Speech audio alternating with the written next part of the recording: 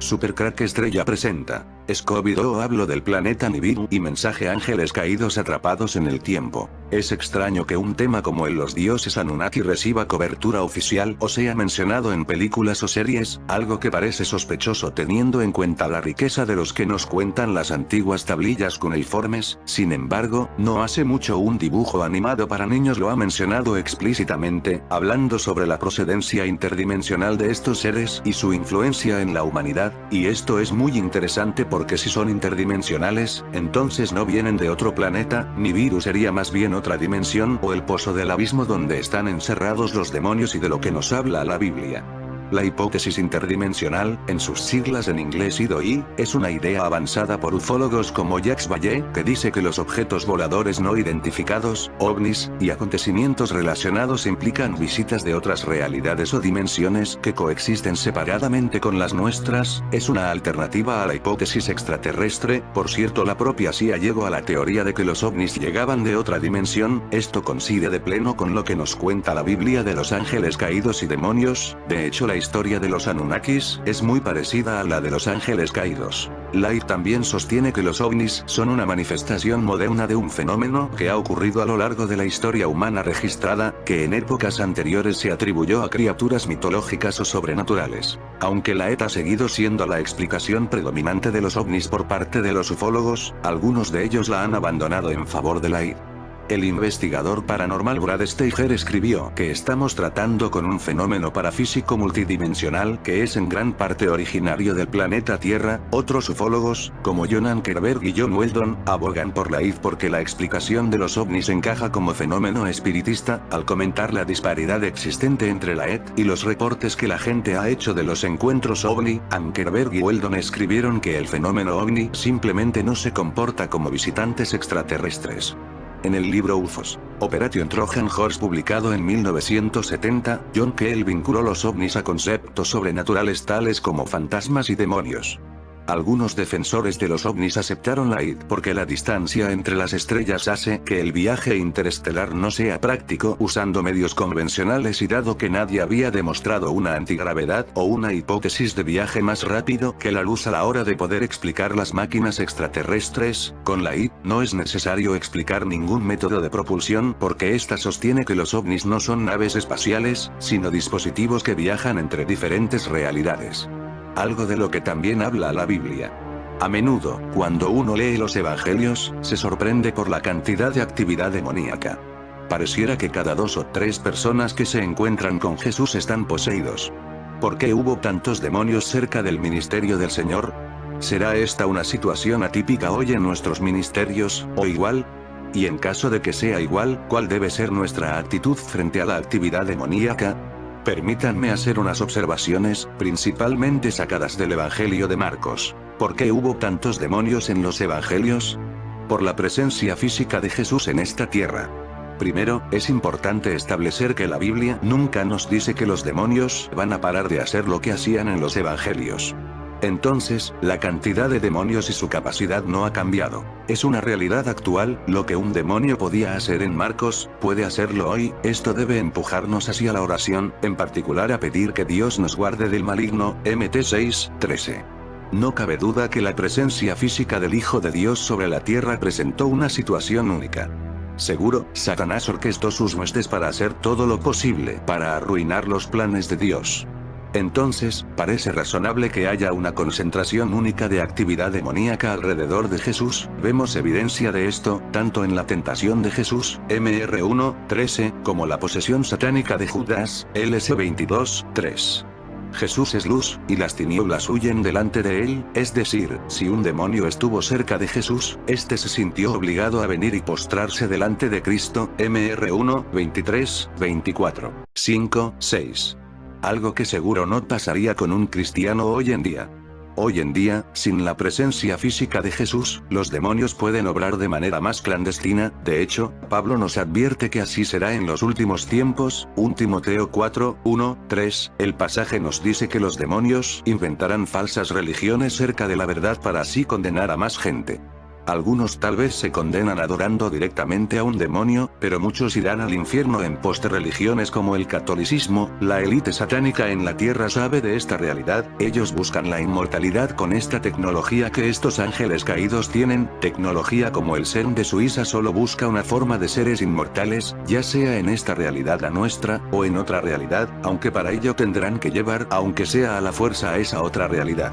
La vez que Scooby-Doo expuso el tema de los Anunnaki y Nibiru. Las escenas que verán a continuación pertenecen al episodio 20 de la segunda temporada de Scooby-Doo.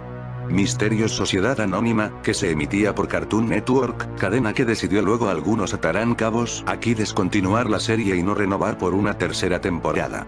Soy de los Anunnaki, seres interdimensionales que visitamos el planeta Tierra cada unos pocos miles de años, llegamos en un tiempo llamado Nibiru, cuando las barreras entre nuestros mundos se debilitan. Los Anunnaki tenemos una gran historia ayudando a los humanos, pero no tenemos forma física y debemos habitar en animales.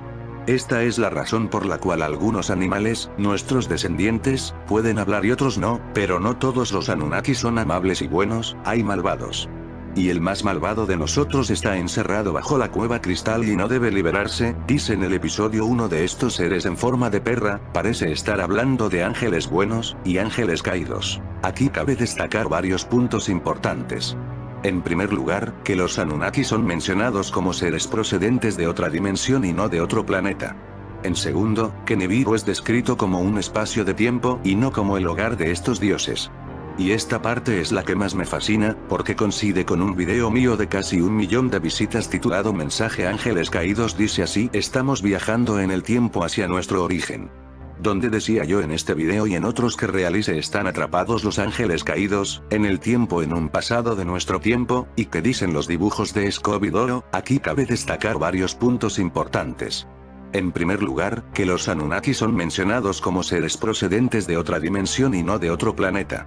En segundo, que Nibiru es descrito como un espacio de tiempo y no como el hogar de estos dioses.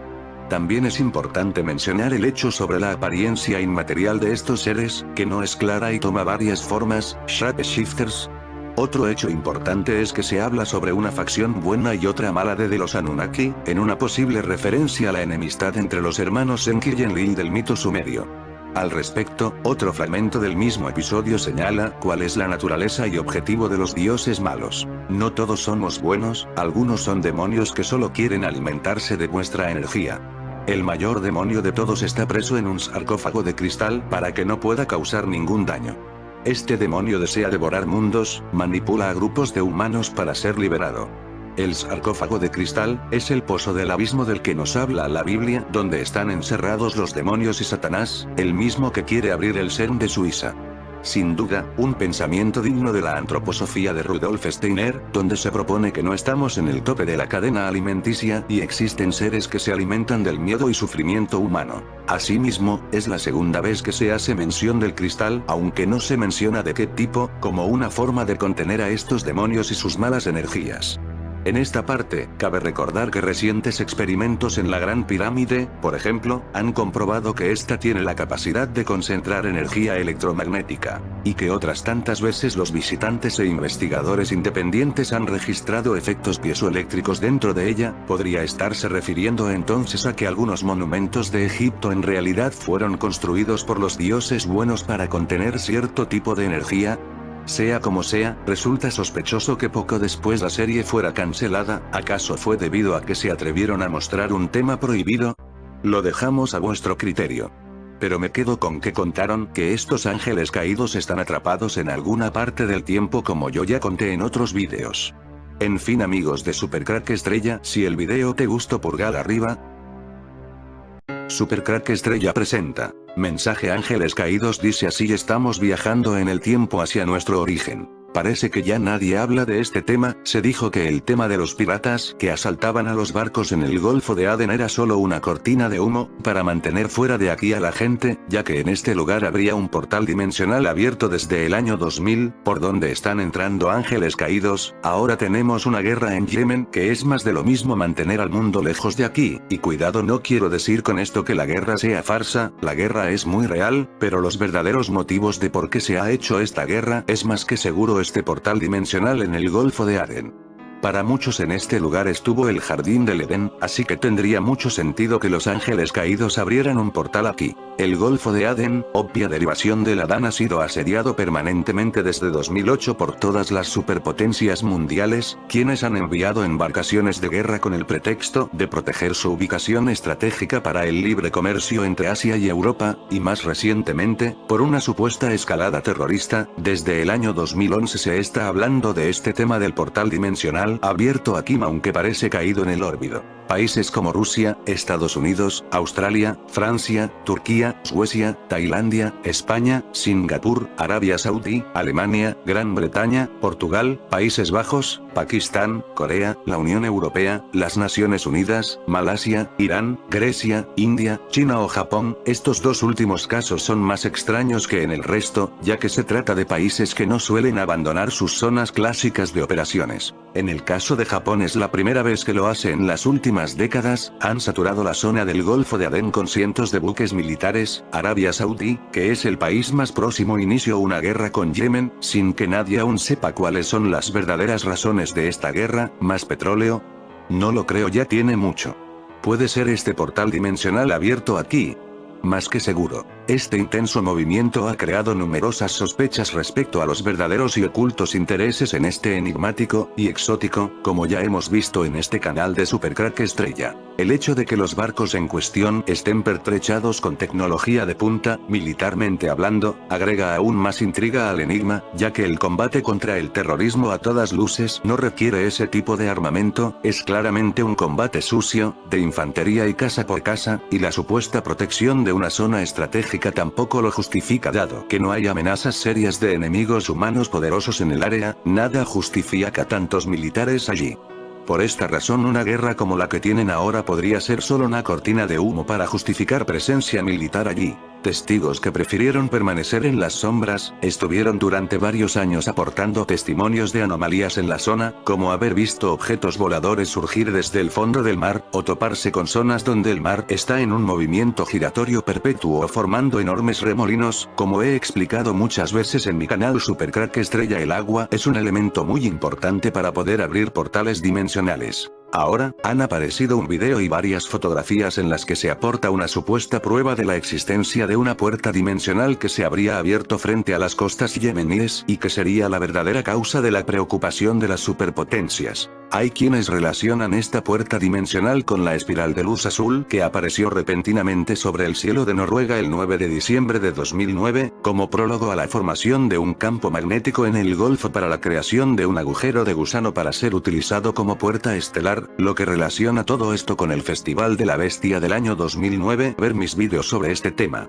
También se ha asociado la supuesta existencia de esta Stargate con la aparición de agrogramas, o crop circles, círculos de las cosechas de gran similitud en tres lugares diferentes: Winton Windmill, Yemen e Inglaterra, que pueden ser colocados perfectamente unos sobre los otros, mostrando un código en ASCII y un mensaje decodificable a 9 dígitos en el sistema binario, y de cuyo estudio científico y superposición, se dedujo, entre otras cosas, el siguiente mensaje: estamos viajando en el tiempo hacia nuestro origen, o sea que se cogió los crop circles muy parecidos de tres lugares distintos, y con un programa de ordenador se puso uno encima del otro y salió este mensaje: estamos viajando en el tiempo hacia nuestro origen. Desde mi punto de vista, este mensaje solo puede tener un origen arconte. Son los únicos interesados en nuestras vidas pasadas, son ellos los que buscan durante nuestros sueños buscando su linaje de sangre, al igual que los ángeles caídos, buscan volver a la época donde ellos dominaban la tierra, antes de que fueran encerrados en el pozo del abismo donde están ahora y de donde quieren escapar. El vórtice magnético del Golfo de Adén fue detectado hace muchos años por científicos norteamericanos al establecerse una base militar estadounidense en Djibouti, África en el 2000. El mismo se mantuvo relativamente estable, hasta que comenzó a agrandarse en 2008, aparentemente, su fecha de anclaje, convirtiéndose actualmente en la acumulación magnética más grande de la historia. Científicos rusos, chinos y estadounidenses han intentado en vano determinar su origen.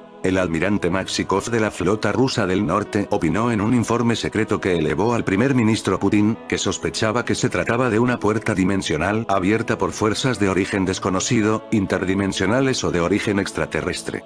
Desde mi punto de vista son demonios ángeles caídos. La anormal ola de terremotos que soportó esa zona, entre 40 y 60, el año 2015 intensificó las sospechas, ya que fue la primera vez en la historia que se registró actividad sísmica en esa zona. Sus intensidades variaron entre 4,5 y 6,3 en la escala de Richter. Un vórtex multidimensional permitiría el acceso de vibraciones e incluso de seres de otras dimensiones a nuestro mundo, y viceversa, si su frecuencia vibratoria se tornara permanente. La zona en cuestión ha sido acordonada con una zona de exclusión militarizada de varios kilómetros a la redonda, muy en el estilo de lo que se hizo con la Antártida. Aaron Koyum, un joven ex militar, miembro del programa utilizado para desarrollar guerreros psíquicos y supersoldados, asegura que efectivamente se ha activado allí un portal dimensional, según él con fecha de anclaje el 5 de enero de 2010, que el mismo es submarino, por eso se lo ha bautizado Seagate, y que no está seguro si los autores han sido humanos, extraterrestres, o una sociedad entre ambos. Koyum nació el 6 de septiembre de 1978, tiene actualmente 31 años y sirvió en el ejército de los Estados Unidos durante 10 años, habiéndose desempeñado en la Marina como jefe de máquinas y rescate en operaciones especiales, participando también en la división Toxicomanía, todo esto, mientras secretamente había sido reclutado desde muy joven, según su propio relato, para integrar una división investigadora de fenómenos paranormales, muy al estilo de la división Fringe.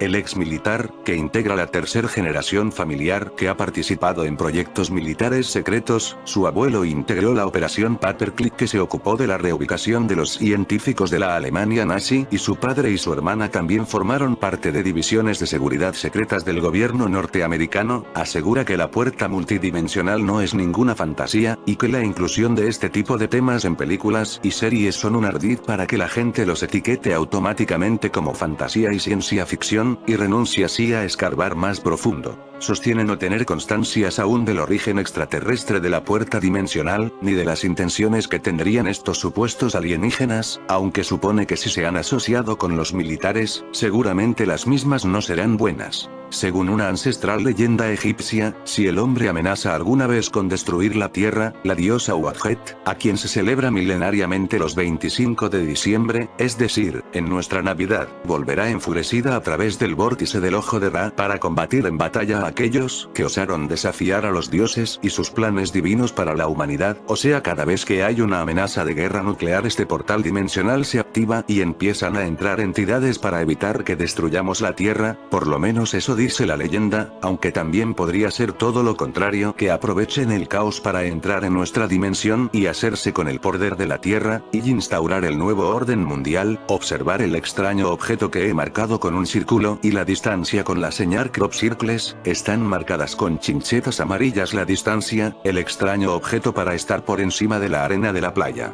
En 2 crop circle en Inglaterra y en pleno desierto del Yemen. Apareció también en el 2000 en Wilton Windmill un desconcertante agrograma que tiene absolutamente desconcertados a los científicos. Este mismo símbolo aparece también en pleno desierto de Yemen y otro tercero en Inglaterra también, Wiltshire, Valle de Pewsey, curiosamente juntando en esas aguas una poderosísima fuerza naval multinacional en el Golfo de Adén, Yemen, con la excusa de la lucha contra la piratería, a todas luces desproporcionada. Ahora es la guerra de Yemen. La figura muestra un código en ASCII con un mensaje que puede decodificarse en 9 dígitos de código binario. Varios matemáticos del London University College permanecen atónitos ante lo que consideran increíblemente inteligible a primera vista. La cobertura del crop circle ha trascendido mucho más allá de la prensa británica, en la que académicos, científicos transdisciplinares, biogenetistas y matemáticos convergen en la interpretación del código, demostrando una excelencia y objetividad sin precedentes hasta ahora. Por vez primera en la historia reciente, a nivel académico tras las declaraciones de Stephen Hawking, son ya muchos científicos los que trabajan activamente en la decodificación de los agrogramas. Seguidamente vamos a exponer el marco de referencia de la ecuación de Euler, circunstancia en la que existe consenso general en la comunidad científica. Analizando el mensaje impreso en el disco, y tras analizar todas las interpretaciones y aportaciones, exponemos seguidamente una breve síntesis de las mismas, que se basan en la ecuación de Euler y la anomalía del espacio-tiempo, así como una indudable cuenta atrás. 3 de febrero de 2001. Síntesis y aspectos comunes de la interpretación. Existe consenso de la comunidad científica, en que el código ASCII representa la ecuación de Euler, y adicionalmente, contiene una doble sentencia superpuesta que representa un binomio Euler-Fibonacci, sobre el dilema de la doble interpretación de pi y phi. Euler igual y, pi más 1 igual 0 Euler barra Fibonacci phi, 1 igual 0. Ambas dos interpretaciones están contenidas en el código ASCII, que adicionalmente contiene otra premisa, una curiosa cuenta atrás. Para todo. 3, 2010, menos 2, 2011, menos 1, 2012, igual 0. Hemos recopilado una síntesis explicativa de todas las aportaciones de cada equipo científico incluido el nuestro. Todos llegamos a conclusiones convergentes. La ecuación envolvente de todas las interpretaciones es la siguiente. En la parte superior, el tiempo lineal, para toda cuenta atrás, 3 de febrero de 2001, hasta el momento del cero, el no tiempo no se refiere a ninguna catástrofe física, hablamos de la apertura de un portal dimensional que se está generando en la parte inferior del gráfico. La realidad cuántica. Por así decirlo, la realidad lineal que vivimos es un holograma, pero en esa realidad que vivimos, se está operando ya una modificación de nuestro ADN, las cadenas explicativas de ese ADN, están contenidas en el código ASCII, cuando interactuamos con la ecuación de Euler y los segmentos. En concreto, está contenida la relación entre los rayos gamma, los puentes de hidrógeno y las secuencias AD de nuestro ADN. Relación ionogenomática. También está contenida, la relación entre los patrones de armónicos de la radiofrecuencia y nuestro diferencial KG, los paquetes de resonancias Schumann. Todos esos procesos se están operando ya en nuestro ADN, y este ciclo durará 3 años, se completará en este periodo. A este nivel, igualmente, la atmósfera de la Tierra, se está ionizando, está cambiando para poder alcanzar la resonancia necesaria para el punto cero, que está en los 13 hercios, punto en el que se producirá la convergencia para la apertura del agujero de Einstein-Rosen. En ese momento se abrirá completamente un estado de la materia parecido al de los cristales, a éter, de forma coherente y armónica con los cambios que se están operando en nuestro ADN. En la parte inferior, vemos, la superposición del binomio Euler-Fibonacci, así como su equivalencia en formulación de planos alternativos u hologramas convergentes y simétricos, tal y como vimos en el estudio hipergeometría. Las realidades alternativas son supersimétricas y los planos pueden superponerse. De hecho, igualmente apreciamos que en ese escenario, hay 3 fases coincidentes temporalmente con eventos de entrada en un horizonte de sucesos de un puente, Einstein-Rosen, un agujero de gusano. De la información contenida en las ecuaciones parece inferirse, que cada posición de los sectores replica exactamente diferentes escenarios que son simétricos entre sí, y que se corresponden con un viaje al pasado. Vamos hacia el origen, o vamos a cambiar de plano. Finalmente, se ve una elección entre diversos planos posibles, diversos escenarios alternativos. En conclusión, en el 2012 pasamos a otra realidad paralela, los que conocemos como efecto Mandela. Es posible que alguno de los experimentos del CERN contactara con los ángeles caídos en otra dimensión. Estos círculos es la forma en la que ellos nos hablan desde la dimensión donde están encerrados. El Golfo de Adén fue el lugar elegido por los ángeles caídos, por ser ese el lugar donde ellos estuvieron al principio de los tiempos. Tal y como ya sabíamos en el Crop Circle de Wilton Windmill de 22 de mayo desconcierta a todos los científicos del mundo y revela la ecuación de Euler y una misteriosa cuenta atrás. Luego, ya sabemos que si el disco 3 es la información actual, el disco 2 contiene la información de 2011 y el disco 1, la información de 2012. Sabemos que las realidades son supersimétricas, y sabemos que estamos viajando en el tiempo hacia el origen. La clave encaja con las 3 estrellas del disco que sostiene las estrellas centrales del cinturón de Orión. Las almas y los corazones vuelan al lugar donde tienen su Orión. Fragmento del libro de los muertos. Nosotros somos ellos. Saquen sus propias conclusiones. Atando cabos. 1. En 2007, científicos americanos y europeos localizaron ciertas anomalías electromagnéticas en el Golfo de Adén. Al mismo tiempo detectan un aumento del fenómeno ovni en la zona. 2. A finales de 2007 las primeras Zodiac piratas atacan barcos pesqueros. 3. En 2008 se incrementan los ataques piratas. En este año, los piratas van mejorando el armamento y los barcos. 4. En 2009 se dice que son células de Al-Qaeda que han despertado y están desestabilizando la zona. Peter Leeson propone la locura de privatizar el Golfo de Adén para poner fin al problema de los piratas somalíes. 5. En 2010 se restringe el paso por la zona, solo pueden pasar, muy lejos, algunos barcos petroleros y mercantes, y controlados por los militares. Al parecer, desde el 5 de enero de 2010 está totalmente abierto el vórtice. Es importante señalar que, según el Baltic Exchange Trade Index que muestra la navegación mundial, un 93% de los barcos que pasan por el Golfo de Adén han sido llamados para regresar a sus puertos. 6. ¿Por qué hay una guerra en Yemen y qué papel juegan las potencias internacionales? El conflicto tiene sus raíces en la primavera árabe de 2011, cuando un levantamiento forzó al presidente autoritario del país, Ali Abdullah Saleh, a dejar el poder en manos de su vicepresidente, Abdrabbuh Mansour Hadi. Se suponía que la transición política llevaría la estabilidad a Yemen, pero el presidente Hadi enfrentó diferentes problemas, entre ellos los ataques por parte de Al-Qaeda y de un movimiento separatista en el sur, la corrupción, la inseguridad alimentaria y el hecho de que muchos militares seguían siendo leales a Saleh. La calma antes de la guerra. Como un vital puerto del Mar Rojo en Yemen se prepara para la peor de las ofensivas. El movimiento Houthi, que defiende a la minoría chiita Zaidi de Yemen y luchó en varias rebeliones contra Saleh en la década precedente, se aprovechó de la debilidad del nuevo presidente para tomar el control de la norteña provincia de Saada y zonas cercanas. Desilusionados por la transición, muchos yemeníes, sunitas incluidos, apoyaron a los hutíes, y a finales de 2014 y principios de 2015 los rebeldes tomaron Sanaa, la capital, forzando a Hadi a irse al exilio. El conflicto escaló dramáticamente en marzo de 2015, cuando Arabia Saudita y otros 8 países árabes, mayoritariamente sunitas y apoyados por Estados Unidos, Reino Unido y Francia, lanzaron ataques aéreos contra los hutíes con el objetivo declarado de restaurar el gobierno de Hadi. La coalición temía que el éxito de los hutíes diera a Irán, rival regional y país mayoritariamente chiita, un punto de apoyo en Yemen, vecino del sur de Arabia Saudita.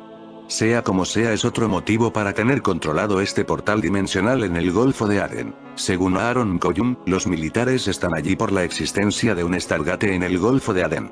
Koyum es un militar implicado en experimentos de alto secreto, víctima de tercera generación del control mental y entrenamiento del Army USA para conseguir Super Soldiers, soldados de fuerza supernormal. Tenéis ejemplo de ello en la película Los hombres que miraban fijamente a las cabras, de George Clooney.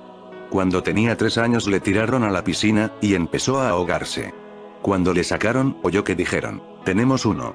Muy igual a lo que se dijo sobre Duncan O'Finioan cuando fue testado a una edad muy temprana para ver sus cualidades de percepciones extrasensoriales. Koyum conoce a O'Finioan y David Corso, de eventos anteriores como víctimas de control mental y educación militar, para llegar a servir como Super Soldiers. Koyum cuenta muchas cosas en la entrevista de 1h30 del año 2015, pero solo es una introducción a otra entrevista que tienen planeada con Kerry Cassidy, donde quiere contar todo lo que sabe, con nombres y datos para Koyum. Corre prisa que nos enteremos de todo lo que él pueda divulgar, y porque el tiempo no está de nuestra parte. Él cree que este año nos depara cosas como una operación de falsa bandera en USA y en otros sitios del mundo, más una tercera guerra mundial, que realmente ya está ocurriendo. ¿Qué es una puerta estelar? Es algo así como un vórtice de energía electromagnética que abre puertas dimensionales para viajar a través del espacio. En esta foto podemos apreciar una imagen de la anomalía en el Golfo de Adén. ¿Fantasía? No, no es ciencia ficción. En el siglo pasado se hicieron muchísimos experimentos, basados en la ciencia de Nikola Tesla, que permitía hacer desaparecer barcos completos, para volver a aparecer en otro punto del planeta, a veces con consecuencias desastrosas para los tripulantes. Podéis ver el film El experimento Filadelfia. Hay científicos y militares que, afirman, están utilizando estas técnicas para enviar personas a Marte. ¿Quiénes están abriendo la puerta estelar del Golfo de Adén? Koyum afirma que naves extraterrestres entran y salen de esta anomalía magnética y que existe una base submarina justo debajo. Las profecías bíblicas ya apuntaban hacia esta zona, concretamente Etiopía, que está justo enfrente cruzando el Golfo, como sede del inicio de los tiempos. Las armadas de nuestro mundo están a punto de desencadenar una guerra defensiva sin precedentes. Según una fuente Sorchafaal reporta que del Ministerio del Interior ruso y la FSB, Fuerzas Especiales, vienen circulando en el Kremlin rumores que señalan que las armadas de nuestro mundo están a punto de desencadenar una guerra defensiva sin precedentes. ¿Contra quién?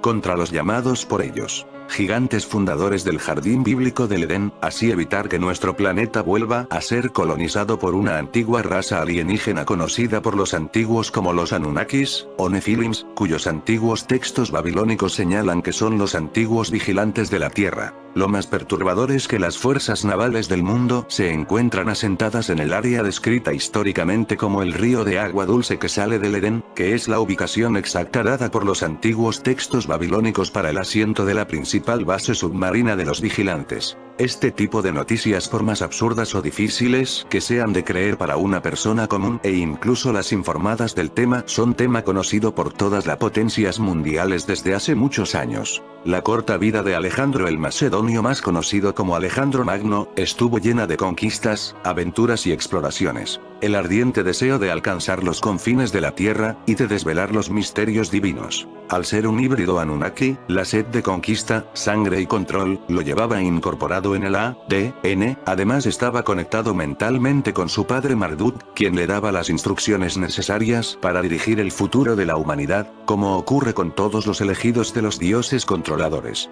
En Oriente, lo llamaban Iskander el asesino, el aniquilador. Un monstruo, conquista el mundo conocido, transgrediendo todos los preceptos morales. Era un genio militar y asesino psicópata. A marchas forzadas guía a su ejército por el desierto, mata a su mejor amigo, crucifica a 2000 personas que le llevan la contraria. E incluso forma parte del asesinato de su padre. Era un general carismático, un vividor, megalómano y asesino sanguinario. Tuvo como tutor al filósofo Aristóteles, que lo instruyó en la sabiduría de la antigüedad.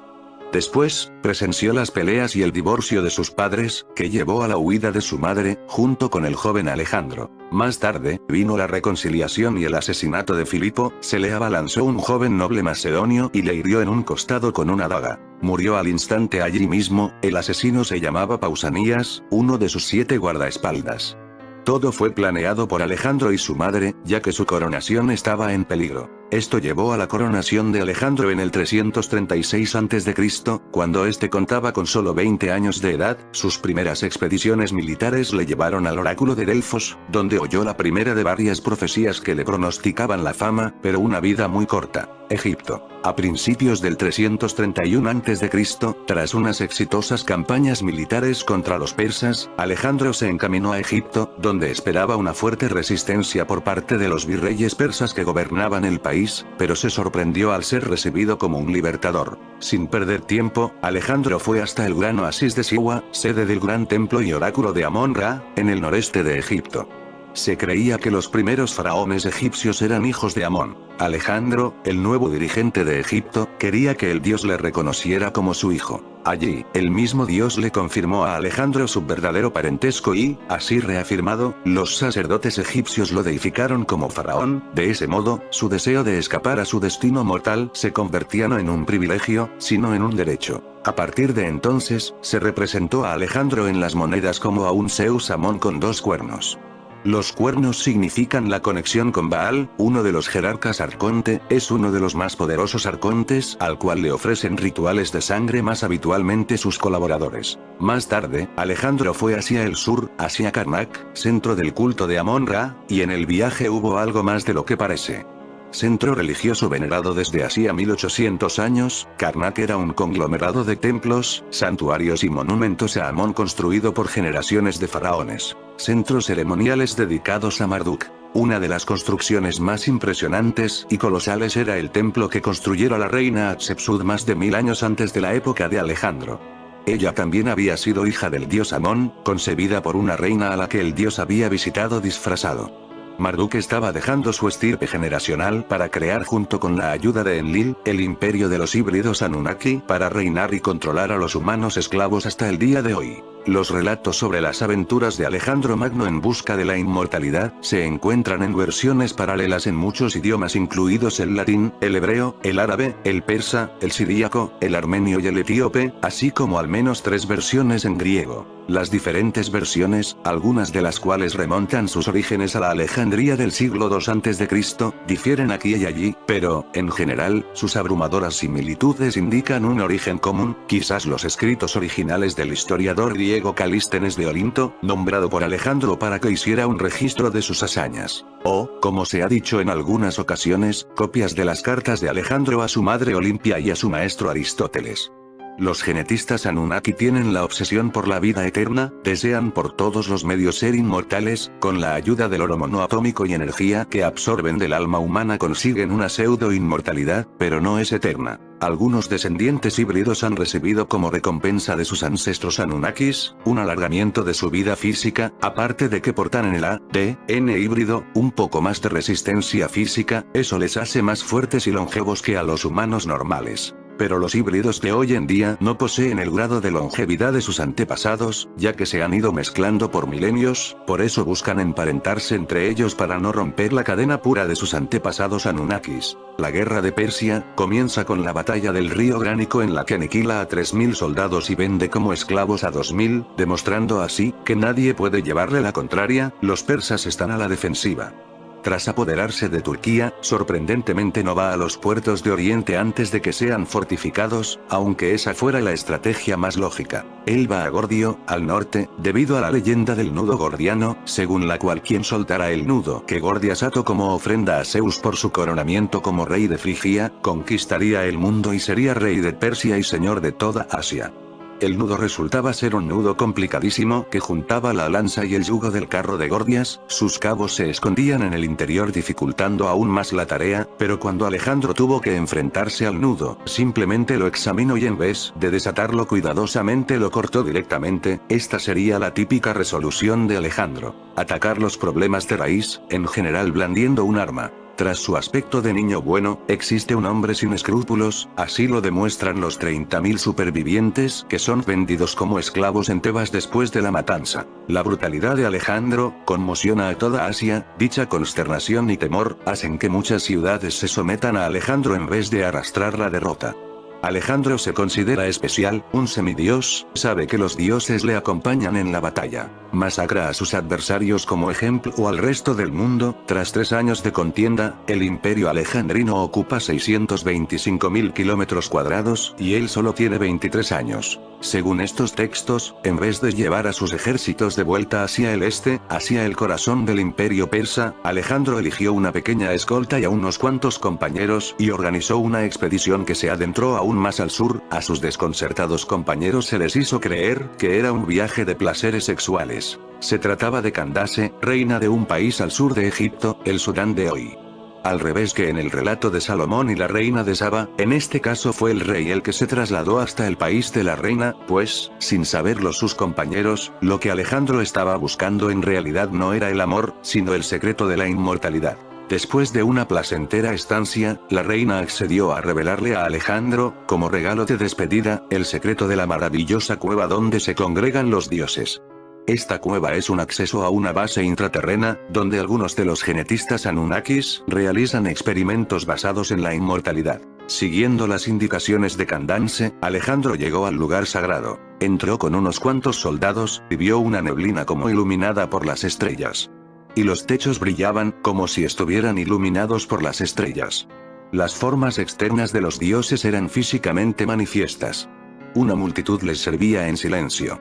La visión de las figuras reclinadas, cuyos ojos emitían rayos de luz, hizo que Alejandro se detuviera por un instante. ¿También eran dioses, o mortales deificados? Entonces, se sobresaltó al escuchar a una de las figuras hablando en voz alta. «Bienvenido, Alejandro. ¿Sabes quién soy?» Y Alejandro contestó: «No, mi señor». La figura dijo: «Soy Sesonchusis, el rey que conquistó el mundo y que se ha unido a la fila de los dioses. Este Sesonchusis no sería otro que el faraón Senusert, también conocido como Sesostris I, quien reinó en el siglo XX a.C. Alejandro no se sorprendió en lo absoluto, como si se hubiera encontrado con la persona que iba buscando. Al parecer, su llegada era esperada, por lo que Alejandro fue invitado a entrar por el creador y regente de todo el universo. el psicópata Enlil, entró y vio una neblina con el resplandor del fuego, y, sentado en un trono, el dios al que en cierta ocasión había visto adorar por los hombres en Rocótide, el señor Serapis en la versión griega era el dios Dionisio. No es otro sino el jerarca arconte Baal, se le representa a Serapis con cuernos y en forma de reptiliano. Alejandro vio entonces la ocasión para sacar el tema de su longevidad. Señor Dios dijo: ¿cuántos años viviré? Pero no hubo respuesta del dios. Después, Senusert, cuyo nombre egipcio significaba el de orígenes vivos, intentó consolar a Alejandro, pues el silencio del dios hablaba por sí mismo. Aunque yo mismo me he unido a las filas de los dioses, dijo Senusert, no fui tan afortunado como tú, pues aunque conquisté el mundo y sojuzgué a tantos pueblos, nadie recuerda mi nombre, pero tú tendrás un gran renombre, tendrás un nombre inmortal aún después de muerto, vivirás después de morir, y así, no morirás. Desilusionado, Alejandro dejó las cuevas y prosiguió el viaje que tenía que hacer, buscando el consejo de otros sabios, buscando un escape a su destino mortal, para emular a otros que, antes que él, habían conseguido unirse a los dioses inmortales. Estas entidades controladoras solo querían a Alejandro para expandir el control, muerte, guerras y poder en el planeta, era una marioneta más para ellos y no quisieron darle la inmortalidad física. Alejandro intentó dejar Egipto del mismo modo que lo hizo Moisés, dividiendo las aguas del Mar Rojo y haciendo que sus seguidores cruzaran el mar a pie. Al llegar al mar, Alejandro decidió dividirlo, construyendo en su mitad un muro de plomo fundido, y sus constructores siguieron derramando plomo y materiales fundidos en el agua hasta que la estructura llegó a la superficie. Después, construyó sobre ella una torre y un pilar, sobre el que esculpió su propia figura, con 2 cuernos en la cabeza, en honor al jerarca Baal. Y la inscripción decía: a quien quiera que venga a este lugar y navegue por el mar, háganle saber que yo lo seré. Después de dividir las aguas, Alejandro y sus hombres se pusieron a cruzar el mar, sin embargo, como precaución, enviaron por delante a algunos prisioneros. Pero cuando llegaron a la torre, en el centro de las aguas, las olas del mar saltaron sobre los prisioneros y el mar se los tragó, pereciendo todos. Cuando el de los 2 cuernos vio esto, tuvo miedo del mar con un temor poderoso, y desistió en su pretensión de emular a Moisés. Vio que no le estaban ofreciendo la ayuda que a Moisés le dieron sus jefes arcontes y defraudado se fue maldiciéndolos. Sin embargo, anhelando descubrir la oscuridad al otro lado del mar, Alejandro dio varios rodeos, durante los cuales se supone que visitó las fuentes del río Éufrates y del río Tigris, estudiando allí los secretos de los cielos, las estrellas y los planetas. Dejando atrás a sus tropas, Alejandro volvió a la tierra de la oscuridad, llegando a una montaña llamada Musas, en el borde del desierto. Después de varios días de marcha, vio un sendero recto que no tenía pared, que no tenía altura ni tampoco un lugar bajo, dejó a los pocos compañeros de confianza que le acompañaban y prosiguió solo. Después de viajar durante 12 días y 12 noches, percibió el resplandor de un ángel, pero cuando se acercó, el ángel era un fuego llameante. Alejandro se dio cuenta de que había llegado a la cima de la montaña que rodea el mundo, donde está situado el paraíso, la tierra de los vivos, el sitio donde moran los santos. Allí había un tabernáculo reluciente desde la cual se extendía en dirección al cielo una inmensa escalera, hecha con 2500 losas de oro. Dentro, Alejandro vio figuras de oro, todas de pie en su nicho, un altar de oro y 2 gigantescos candelabros de 18 metros de altura. Sobre un diván cercano, se veía reclinada la figura de un hombre que estaba tapado con un cobertor incrustado de oro y piedras preciosas, y, por encima, trabajados en oro, tenía sarmientos de vid cuyos racimos de uva estaban compuestos con joyas. El hombre no estaba menos desconcertado que Alejandro. ¿Quién eres tú y por qué estás aquí, oh mortal?, le preguntó el hombre. El mismo Dios me ha guiado y me ha dado fortaleza para llegar a este lugar, que es el paraíso, respondió Alejandro. El hombre se identificó como Enoc, el patriarca antediluviano que fue bisabuelo de Noé. En otra versión, Alejandro, tras ser arrastrado a lo alto por una fuerza sobrenatural, habla, no con uno, sino con 2 patriarcas, Enoc y Elías, antes de ser devuelto por un carro de fuego, y luego instó a Alejandro a que volviera con sus amigos. Aquí describen cómo Alejandro fue llevado a una de las naves de los genetistas Anunnakis. Pero Alejandro insistió en buscar respuestas a los misterios del cielo y la tierra, de Dios y los hombres. No curiosees en los misterios de Dios, le advirtió Enoc. Alejandro dijo que se iría, pero solo con la condición de que le concediera algo que ningún hombre hubiera obtenido antes. Accediendo a su deseo, Enoc le dijo: te diré algo por lo cual puedes vivir y no morir. El de los 2 cuernos, dijo. Dilo. Y Enoc le contestó: En la tierra de Arabia, Dios ha establecido la negrura de la sólida oscuridad, en la cual hay oculto un tesoro de su conocimiento, también allí está la fuente de agua a la que llaman el agua de vida, y quien quiera que beba de ella, aunque solo sea un trago, nunca morirá. El ángel le atribuyó otros poderes mágicos a esta agua de vida, tal como el poder de volar por los cielos, igual que vuelan los ángeles. Sin más necesidad de acicates, Alejandro preguntó con ansiedad: ¿en qué parte de la tierra está situada esta fuente de agua? Pregunta a aquellos hombres que son herederos del conocimiento de estas cosas, fue la enigmática contestación de Enoch. Luego, este le dio a Alejandro un racimo de uvas para que alimentara a sus tropas. De vuelta con sus compañeros, Alejandro les contó su aventura y le dio a cada uno una uva. Pero a medida que las arrancaba del racimo, otras crecían en su lugar.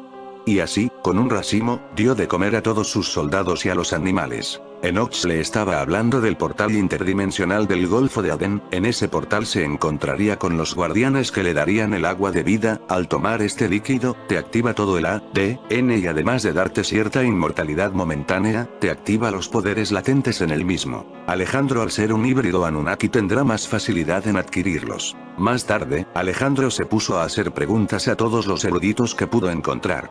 Preguntaba a los sabios: ¿has leído alguna vez en tus libros que Dios tuviera un lugar en el que el conocimiento está oculto, y donde se encuentra una fuente a la que llaman fuente de la vida? Las versiones griegas le hacen ir a los confines de la tierra en busca del sabio indicado, las versiones etíopes sugieren que el sabio estaba allí mismo, entre sus tropas. Su nombre era Matún, y conocía los escritos antiguos. El lugar, dijo, se halla cerca del sol cuando sale por el lado derecho. Poco mejor informado con tales acertijos, Alejandro se puso en manos de su guía, y juntos entraron en el lugar de oscuridad. Tras un prolongado viaje, Alejandro se sintió cansado y le dijo a Matún que se adelantara y buscara el sendero correcto. Para ayudarle a ver en la oscuridad, Alejandro le dio una piedra que había llevado a Adán del paraíso cuando lo abandonó, y que le había sido entregada a Alejandro por un antiguo rey que estaba viviendo entre los dioses. La piedra era más pesada que cualquier otra sustancia en la tierra. Matún, aunque intentando no desviarse del sendero, acabó perdiéndose. Entonces, sacó la piedra mágica y, al ponerla en el suelo, empezó a emitir luz. Gracias a la luz, Matún vio un manantial. No se había dado cuenta aún que había ido a parar a la fuente de la vida. Como estaba sumamente hambriento, sacó un pez seco que llevaba, para lavarlo en el agua y prepararlo para cocinar. Pero, tan pronto como el pez tocó el agua, se alejó nadando. Cuando Matún vio esto, se quitó la ropa y se metió en el agua detrás del pez, y se encontró con que estaba vivo en el agua. Al darse cuenta de que aquel era el manantial del agua de vida, Matún se lavó en las aguas y bebió de ellas. Cuando salió del manantial, ya no tenía hambre ni preocupación alguna, pues se había convertido en el Kidr, el imperecedero, el que sería joven para siempre. Al volver al campamento, no dijo nada de su descubrimiento a Alejandro. Después, Alejandro mismo reanudó su exploración, buscando a tientas el camino correcto en la oscuridad. De pronto vio la piedra que Matún se había dejado, brillando en la oscuridad. Entonces tenía dos ojos, que lanzaban rayos de luz. Al darse cuenta de que había encontrado el sendero correcto, Alejandro se apresuró por él, llegando a un lugar incrustado de zafiros, esmeraldas y jacintos que brillaba, a pesar de que allí no se veía ni sol, ni luna, ni estrellas. El camino estaba bloqueado por dos pájaros con rasgos de hombre. Estos dos híbridos eran los guardianes del portal interdimensional. Retrocede. Le ordenó uno de ellos a Alejandro, pues la tierra que pisas pertenece solo a Dios. Retrocede, oh desdichado, pues en la tierra de los bienaventurados no puedes poner el pie. La voz le reconvino por sus desmesuradas ambiciones y le profetizaba que, en vez de conseguir una vida eterna, no tardaría en morir. Aterrorizado, Alejandro volvió con sus compañeros y sus tropas, renunciando a la búsqueda. Pero antes de abandonar el lugar, se llevaron como recuerdo tierra y piedras. En la versión griega del pseudo Calístenes, era Andreas, el cocinero de Alejandro, el que llevaba el pez seco para lavarlo en una fuente cuyas aguas centelleaban con relámpagos. Cuando el pez tocó el agua, recobró la vida y se le escurrió de las manos al cocinero. Este, al darse cuenta de lo que había encontrado, bebió de las aguas y cogió un poco en un cuenco de plata, pero no le habló a nadie de su descubrimiento. Después de varios días de marcha, salieron de la Tierra de la Noche Eterna y, cuando alcanzaron la luz, vieron que la Tierra y las piedras que habían recogido, eran en realidad perlas, piedras preciosas y pepitas de oro. Fue entonces cuando el cocinero le contó a Alejandro lo del pez que había recobrado la vida, pero siguió manteniendo como secreto el hecho de que él también había bebido de aquellas aguas y que había conservado un poco para sí. Alejandro se puso furioso y lo golpeó, desterrándolo después del campamento, pero el cocinero no quería irse solo, pues se había enamorado de una hija de Alejandro. Así que le reveló su secreto a ella y le dio a beber de las aguas. Cuando Alejandro se enteró, también la desterró. Te has convertido en un ser divino al hacerte inmortal, por tanto no puedes vivir entre los hombres. Ve a vivir en la tierra de los bienaventurados. Y en cuanto al cocinero, lo arrojó al mar, con una piedra atada al cuello.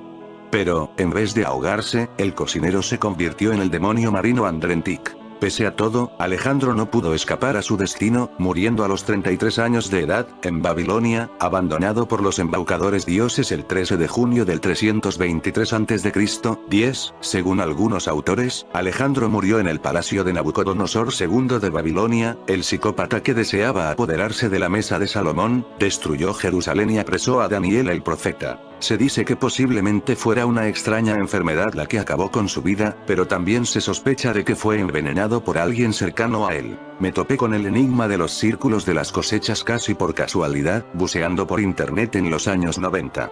Aquellos enormes diseños eran demasiado complejos. Con el tiempo, descubrí que los enigmáticos dibujos aparecían de madrugada en el 99% de los casos. ¿Quién podía realizarlos en plena noche con tal perfección, más teniendo en cuenta que no se encontraban huellas en los campos y que los tallos estaban perfectamente doblados? Era imposible, cientos de miles de plantas dispuestas en espiral sin romperse, formando inmensos cuadros tridimensionales que solo podían verse desde las alturas, como ocurre con las famosas líneas de Nazca. El círculo surgido en 2000 en Avebury, que representaba un campo electromagnético. El de Woodborough en el mismo año, en el cual se observaban espirales logarítmicas y, sobre todo, el del 27 de agosto de 2002 en Croquet Soleil, confirmaron mis sospechas sobre la naturaleza desconocida de aquellas figuras, las cuales mostraban una serie de cuadrículas derivadas de circunferencias que se cruzaban y partían de un punto central que, increíblemente, se hallaba impoluto. Esferas de luz crean los crop circles. En el 2002 también apareció la maravilla de Windmill Hill, el diseño más complejo de todos, cuyos símbolos nos acercan a los últimos postulados de la física hiperdimensional. Tenía que viajar a Inglaterra para ver con mis propios ojos esos dibujos y tratar de descubrir cómo se forman. Fueron el ingeniero de computación Winston Ketch, el abogado e investigador privado Gary King y su pareja Paula Presde Jones, de la Universidad de Cardiff, los que tuvieron una brillante idea aquella noche del 6 al 7 de julio de 2007, pertrechados con una cámara de visión nocturna, modelo JVSD 700 con una película de alta sensibilidad a la luz BX 2100, decidieron llevar a cabo una noche de observación en la montaña de Knaphill, un lugar rodeado de cultivos de trigo. Colocaron sus equipos enfocando el campo de Astfield, famoso en aquellos parajes por haber sido el lienzo donde se habían formado numerosas figuras en años anteriores por las mismas fechas, y se mantuvieron alerta. A las 3 horas y 13 minutos de la madrugada la cámara registró una misteriosa interferencia, los investigadores comprobaron el cableado, la fuente de alimentación y la batería. Todo estaba en perfecto funcionamiento, pero las interferencias continuaban. Sus aparatos electrónicos, teléfonos móviles y luces también se vieron afectados por algo que no conseguían ver. A las 3:20 horas todo volvió a la normalidad, pero al enfocar de nuevo con la cámara hacia Astfield, comprobaron que había surgido uno de los misteriosos círculos. No se veía demasiado bien su forma, pero era inmenso. Posteriormente se comprobó que medía 307 metros de largo, había aparecido de la nada en menos de 7 minutos, sin intermediación de seres humanos, sin relámpagos, corrientes de aire o equipos militares. Comenzaron a realizar las primeras fotografías a las 3:50 horas, y a las 4:36 decidieron poner sus pies en el diseño. Se encontraron con un ambiente sobrecargado de electricidad estática y los embargó una sensación que los investigadores denominan campana de irrealidad o de aislamiento, tan común en los casos de encuentros cercanos con ovnis. Desde luego, no es el único caso de esta clase registrado por los investigadores. El 26 de julio de 1987, Colin Andrews, ingeniero electrónico y estudioso del enigma de los círculos, Patrick Delgado, ingeniero que trabajó para la NASA en el proyecto para la estabilización de la estación espacial en la órbita terrestre, y la fotógrafa Busty Taylor llegaron a unos 500 metros de una formación doble que acababa de aparecer aquella misma noche en ese campo, cuando pudieron observar un extraño fenómeno lumínico. Dos esferas de luz sobrevolaron el trigal a toda velocidad, como si estuvieran comprobando su obra. Así se forman estos círculos que abren portales. En fin, amigos de Supercrack Estrella, si el video te gustó, pulgar arriba.